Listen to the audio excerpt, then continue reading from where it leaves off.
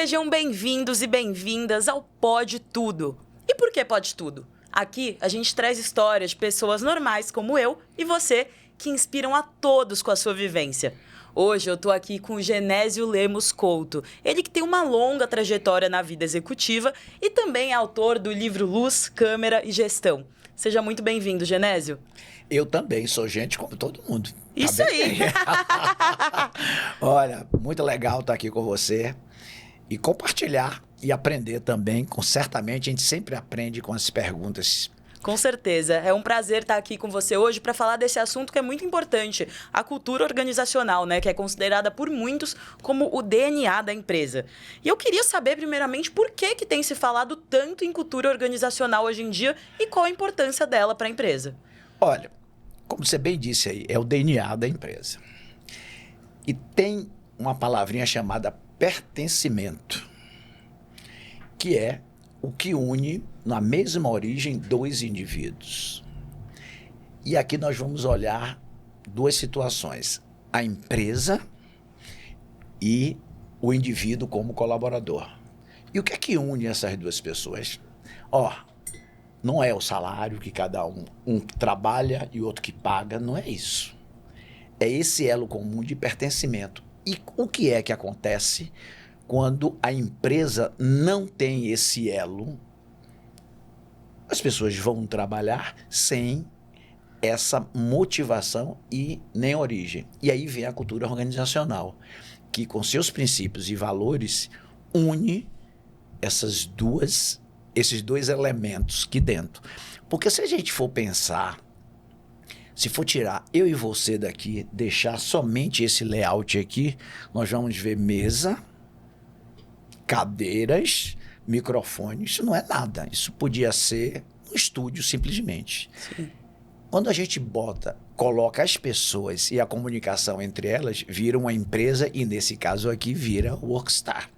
Então, é isso que dá vida às pessoas e às suas comunicações nesse mundo de computadores, nesse mundo de mesas e estações de trabalho. Então, a cultura organizacional vem para trazer valores com essas pessoas que trabalham. Certo. E você falou aqui do Workstars, a gente ainda não é uma empresa muito grande, mas seremos um dia com certeza. E a gente, estudando aqui, viu vários exemplos de empresas gigantes, como o BIC, que fala que o seu sucesso é o nosso orgulho, o McDonald's, que tem essa cultura de fazer atividades repetitivas ali. E eu queria saber de você que, assim, fato que essas grandes empresas já têm um sistema muito bem consolidado. Mas e as pequenas e médias, como fazem? Olha, a cultura organizacional, ela aparece de três formas: a cultura não conhecida, a cultura organizacional conhecida e não praticada, e a conhecida e praticada. A não conhecida, justamente, está nas empresas pequenas, onde tem um dono, tem uma figura. Essa empresa vai crescendo. Se o dono não é muito incisivo, a cultura vai prevalecer a forma, os costumes de um gestor muito marcante.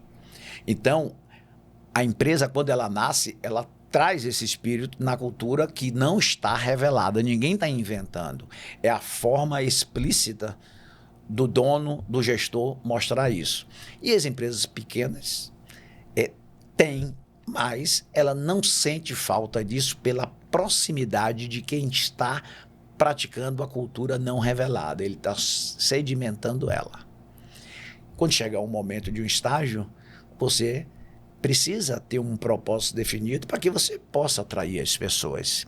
E essas pessoas se fidelizarem com essa cultura pelos princípios e também pelo espaço de crescimento que ela possa ter. Então, a cultura organizacional tem esse papel. E hoje ela é tão falada, sabe por quê? Porque ela hoje está ameaçada. Por quê? Se a prática do home office fosse constante e se fosse plena, cada um em sua casa, trabalhando de longe, e a cultura organizacional fica onde? O relacionamento com as pessoas, os espaços de crescimento para ser vistos. Então, hoje, porque a manufatura ela trabalha em loco e o mundo corporativo Muitas têm o híbrido.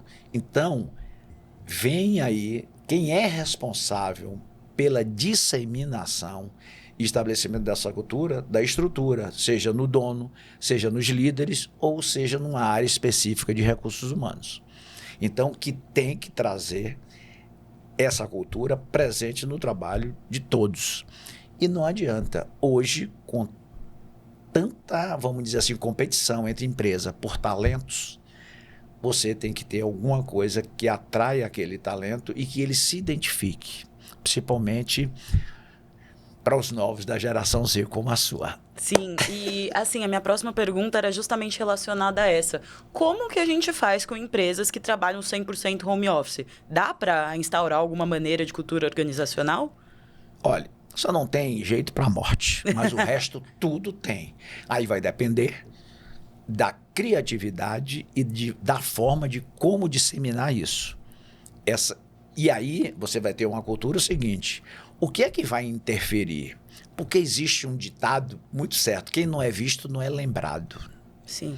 E as pessoas totalmente no home office vai ter momento que toda empresa, a depender do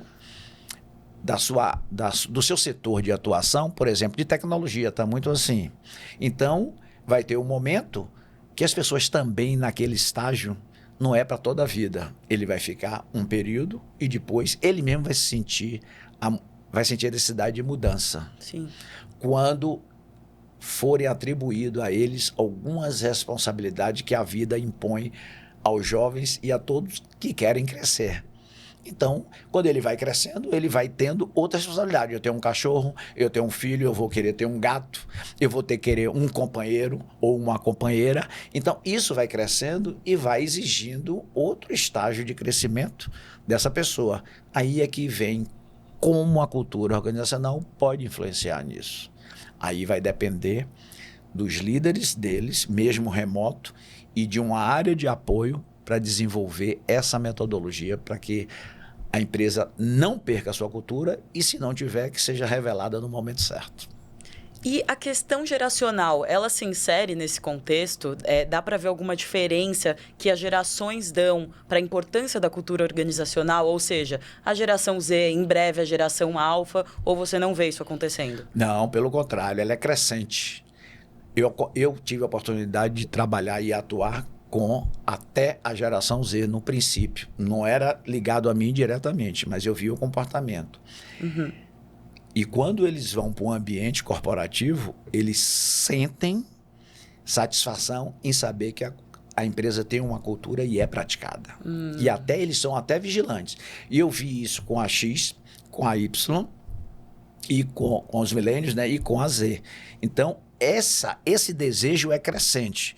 Agora, vai depender da maturidade. No primeiro ano de emprego, no segundo, no terceiro, não. Ele está preocupado mais em se fixar. Depois ele vai buscando outros elementos da sua automotivação. Sim. E, assim, essa cultura empresarial, que a gente pode chamar assim também, você acha que como ela afeta diretamente as empresas e as pessoas que nela trabalham? Olha, o pertencimento, primeiro, a gente fala hoje muito na rede social e no engajamento. Mas para haver engajamento tem que ter pertencimento. Até mesmo na rede social, um influencer, ou no meu canal, que eu estou agora, o Carreira no Topo, é o seguinte: eu devo dizer alguma coisa que foi o elo que uniu aquela pessoa a mim. Ali começa o pertencimento, porque ela me viu alguma coisa em algum momento dela. Na empresa, a mesma coisa. E aí depois vem o engajamento. Não adianta pensar em engajamento, porque diria o seguinte: é um engajamento não sustentável. Quando você não tem uma base de pertencimento e de princípios entre o jovem, entre aquele profissional e a empresa. E aí, com certeza, em um determinado momento, ele vai buscar outra empresa que esteja se identificando.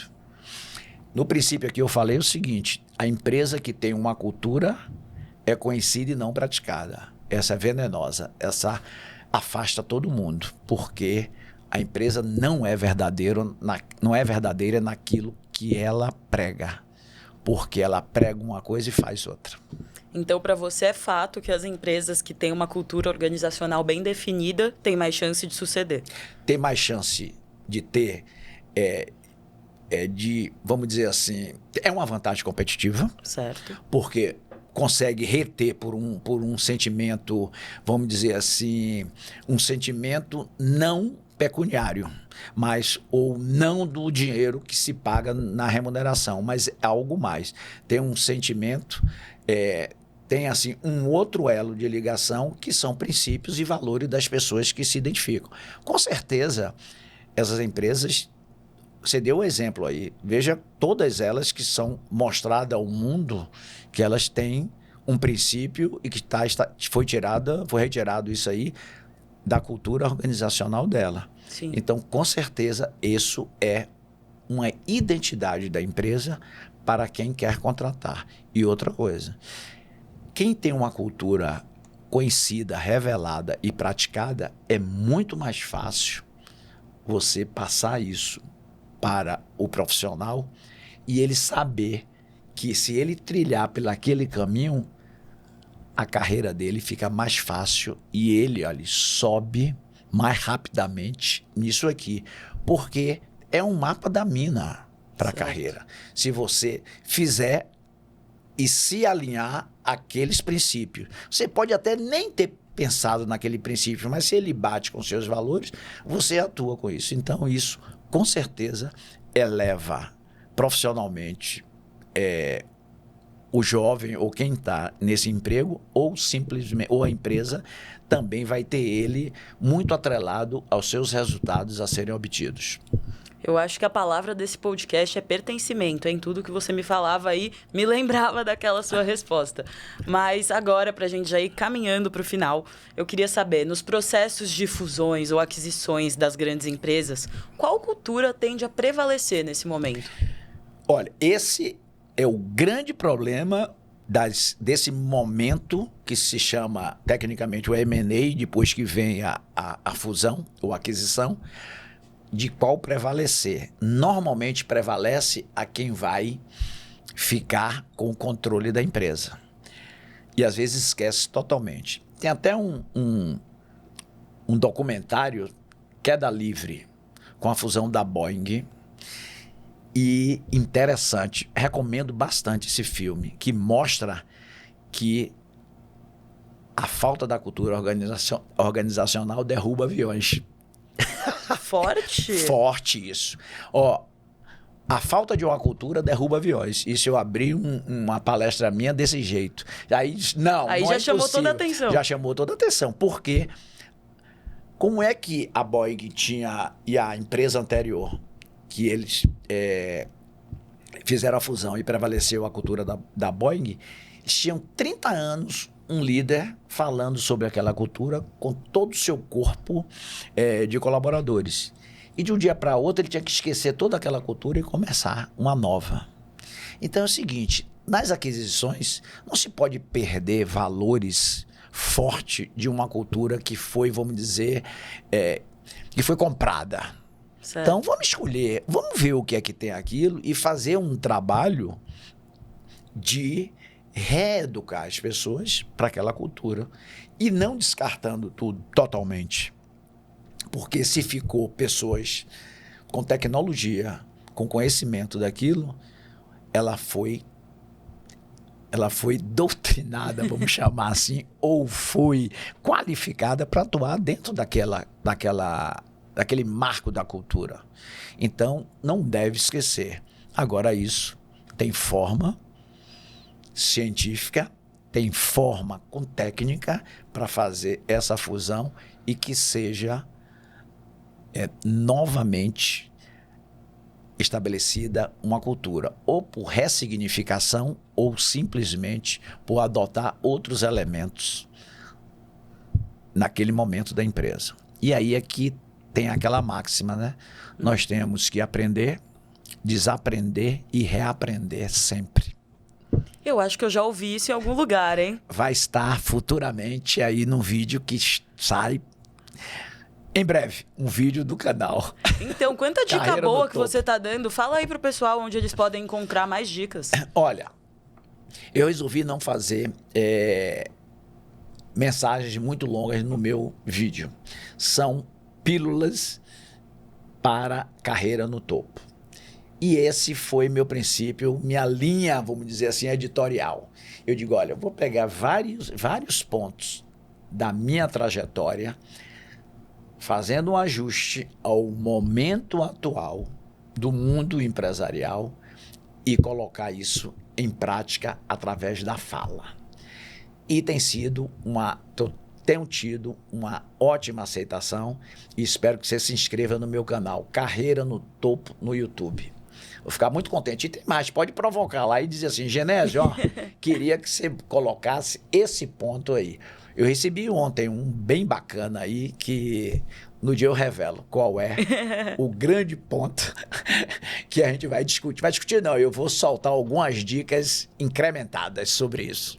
E você também tem Instagram pessoal do Carreira no Topo? Carreira no Topo tem um Instagram, tá? Carreira no Topo mesmo, no Instagram, @Carreira no Topo, onde eu sempre dou um anúncio do que vai ser o próximo vídeo e no meu LinkedIn eu desenvolvo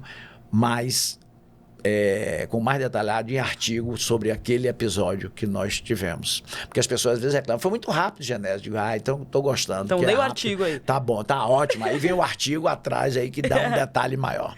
Então, Genésio Lemos Couto lá no LinkedIn. Eu sou a Isabela Pascucci, aqui do Opa de Tudo, do Workstars Studio, do Workstars BR, do Pensando em Conteúdo. E você também pode me encontrar no Isa Pascucci. Muito obrigada pela sua presença. Genésio, foi sensacional te ter aqui. Espero que você volte.